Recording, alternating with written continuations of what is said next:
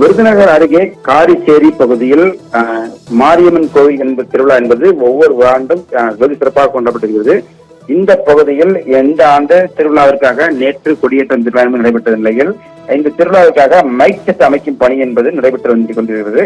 இந்த பகுதியில் திருப்பதி என்பவர் மைக் செட் அமைக்கும் பணியில் ஈடுபட்டு வந்திருக்கிறார்.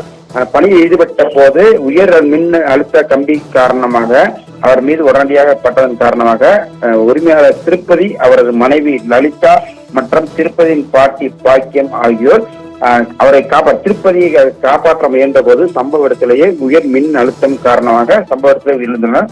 தொடர்ந்து காப்பாற்ற சென்ற இருவர் கவின் மற்றும் தர்மர் ஆகியோர் காயமடைந்து திருத்தங்கல் அரசு மருத்துவமனையில் சிகிச்சைக்காக அனுமதிக்கப்பட்டுள்ளனர். தொடர்ந்து இந்த விபத்து குறித்து சிவகாசி மற்றும் திருத்தங்கல் காவல்துறை வழக்கு பதிவு விசாரணை நடத்தி வருகின்றனர். இந்த விபத்து எவ்வாறு நடந்தது, எதன் காரணமாக இந்த உயிரிழப்பு ஏற்பட்டது குறித்து மாவட்ட காவல் கண்காணிப்பாளர் மற்றும் மாவட்ட ஆட்சியர் நேரடியாக சம்பவத்தை சென்று விசாரணை நடைபெற்று வருகிறது.